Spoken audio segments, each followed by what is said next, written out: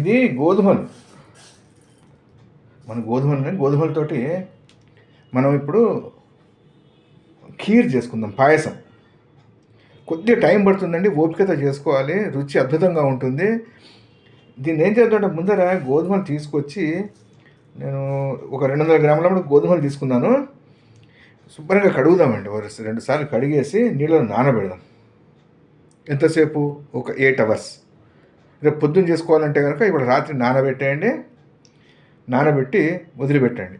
నేను ఇప్పుడు ఫస్ట్ నానబెడతాను, నానేసి కడిగేసుకుందాం. ఇప్పుడు కడిగేసి నానబెడదాం. నానబెట్టి ఫస్ట్ ఏరుకోండి, రాళ్ళు గీళ్ళు మొత్తం తీసేసి ఏరేసి కడిగేసి ఒక 8 గంటలు నానబెట్టుకుందాం. నానబెట్టిన తర్వాత ఏ స్టెప్ ఏం చేయాలన్నది చూద్దాం.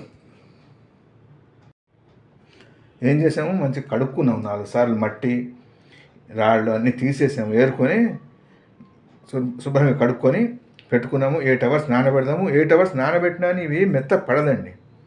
ఏం చేద్దాం అనేది మనం ప్రాసెస్లో చూద్దాము. 8 అవర్స్ అయితే ఫస్ట్ నానబెట్టుకుందాం. నానబెట్టిన తర్వాత నెక్స్ట్ స్టెప్కి వెళ్దాం. ఇది మనకి రాత్రి అంతా నానినటువంటి గోధుమలు, పూర్తిగా మెత్తబడలేదు. ఏం చేద్దాం, కుక్కర్లోకి వేసేసుకుందాం. కుక్కర్లో 3 విజిల్స్ రానిద్దాం. దీంతోపాటు ఏం చేద్దామంటే అదే కుక్కర్లో వేరే చిన్న గిన్నెలో 2 చెంచాల శనగపప్పును కూడా వేసి దాన్ని కూడా ఉడకబెట్టండి. శనగబద్దలు కూడా మధ్య మధ్యలో పంటి కింద తగులుతుంటే బాగుంటుంది. దాన్ని ఉడకబెడదాం. ఉడకబెట్టిన తర్వాత ఏం చేద్దాం అన్నది నెక్స్ట్ ప్రాసెస్కి వెళ్దాం.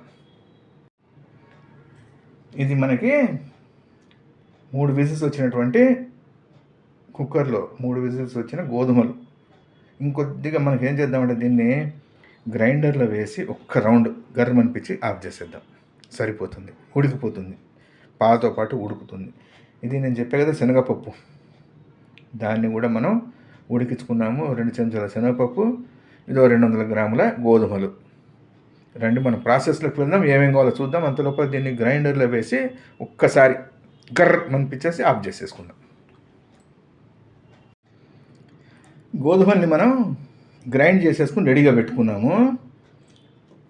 మనకు కావాల్సిన పదార్థం ఏంటంటే కొబ్బరి పాలు. కొబ్బరిని చిన్న ముక్కలుగా చేసుకొని గ్రైండర్లో వేసి ఒక్క 2 చెంచాల నీళ్లు వేసి గ్రైండ్ చేసి పిండేస్తే పాలు వస్తాయి. ఆ పాలు మనకి అవసరం. ఒక సగం కాయ కొబ్బరి పాలు, రైట్, కొబ్బరి పాలు అవసరము.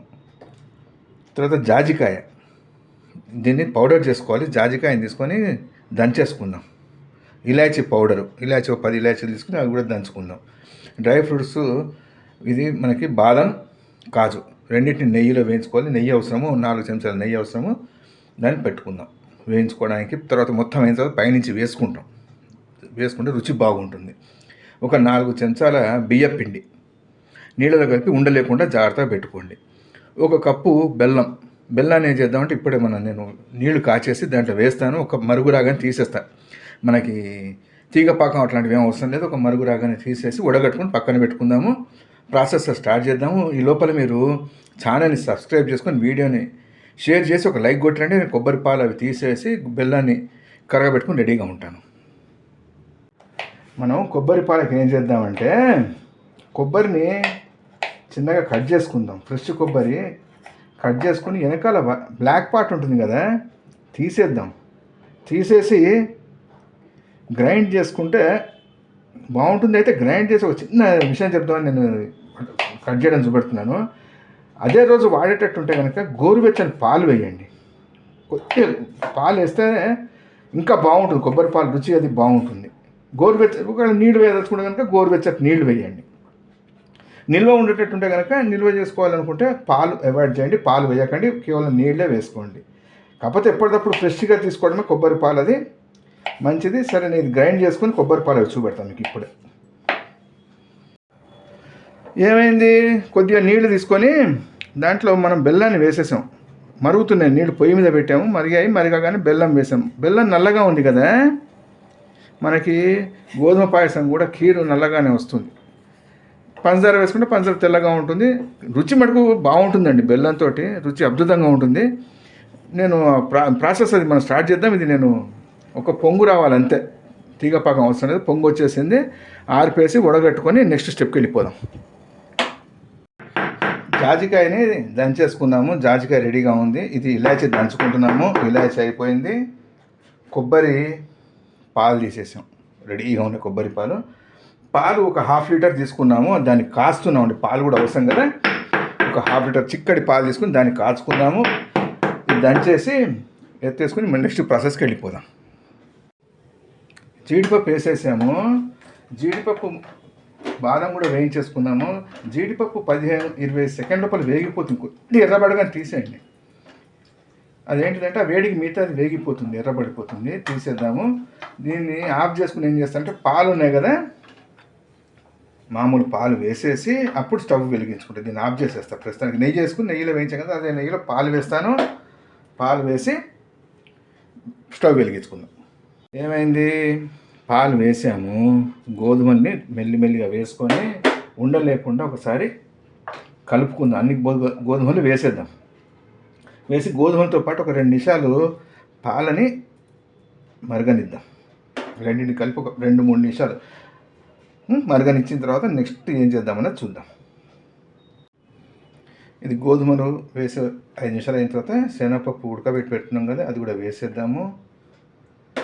బియ్యపిండి నీళ్ళలో కలిపి పెట్టుకోండి. చిక్కబడకపోతే కనుక అప్పుడు బియ్యపిండి వేసుకుందాం. బియ్యపిండి చిక్కబడడం కోసం వేసుకుంటాము. ఒకవేళ చిక్కబడకపోతే బియ్యపిండి అప్పుడు ఉపయోగించుకుందాం. మనం చూద్దాం ముందర బియ్యపిండి అన్నది అవసరమా లేదా అన్నది ముందర తెలుస్తుంది. ఇది బెల్లం మనం తీసి పెట్టుకున్నటువంటి పాకం, దాన్ని కూడా వేద్దాము. ఒకవేళ బెల్లం వద్దనుకుంటే కనుక పంచదార వేసుకోండి. కొబ్బరి పాలు కూడా వేసేద్దాం. ఇప్పుడే 2 నిమిషాలు. బెల్లం వేసాము. బెల్లం పాకము 2-3 నిమిషాలు వదిలిపెట్టాము, ఉడుకుతుంది. ఇప్పుడు ఏం చేద్దాం, కొబ్బరి పాలు వేసేసుకుందాం. కొబ్బరి పాలు వేసి ఇక మరగనిద్దామండి. టైం పడుతుంది. ఇది ఓపికగా చేసుకోవాలి, అంతే, అంతకుమించి ఏం లేదు. ఒక 10-15 నిమిషాలు పడుతుంది. మెల్లిగా అడుగు పట్టకుండా చేసుకుందాము. రుచి సూపర్ ఉంటుందండి. ఏంటంటే మనం ఒక 10-15 నిమిషాలు వదిలిపెట్టాము, కలుపుతూనే ఉన్నాము. ఉడికిపోయింది. బెల్లంతో ఇష్టం లేకపోతే కనుక మీరు పంచదార వాడండి. నాకు దగ్గర ఒక 400 గ్రాముల బెల్లం పట్టింది. రైట్. ఇప్పుడు ఏం చేద్దాము, ఉడికిపోయిందండి, అయిపోయింది. ఇలాచీను జాజికాయ కొట్టి పెట్టుకున్నాం కదా పౌడర్, అది వేసేసుకుందాము. బెల్లంతో వేస్తే ఏమవుతుందంటే సువాసన అండి, బెల్లం వాసన, అది రుచి బాగుంటుందండి, చక్కగా ఉంటుంది. ఇప్పుడు ఇలాచి కూడా వేసాం కదా, విరగదంతుంది సువాసన, ఇలాచి వాసన జాజికాయది. నెక్స్ట్ జీడిపప్పునది వేసేసి దింపేసుకుందామండి. ఇది మనకి పూర్తి అయినటువంటి గోధుమ ఖీర్, గోధుమలతో చేసుకున్నటువంటి పాయసం. మనం పైనుంచి బియ్యపు పిండి కలిపి పెట్టుకున్నాం కదా, అది వాడలేదండి, చిక్కబడిపోయింది నాకు, కాబట్టి వెయ్యలేదు. ఒకవేళ చిక్కబడకపోతే కనుక దింపే ఒక 2 నిమిషాల ముందర బియ్య పిండిని నీళ్ళలో కలిపి ఉండలేకుండా దాంట్లో కలిపి చిక్కబడిపోతుంది. కొబ్బరి పాలు, బెల్లము ఇవన్నీ వేసాం కదా, జాజికాయ, ఇలాచి, సూపర్ ఉందండి టేస్ట్. చాలా అంటే చాలా బాగుంటుంది. మీరు ట్రై చేయండి. ట్రై చేసి తిని రుచి చూసిన తర్వాత ఎలా వచ్చిందో కామెంట్ చేయండి. రైట్. మరో మంచి వంటతో మళ్ళా కలుద్దాం. థ్యాంక్స్.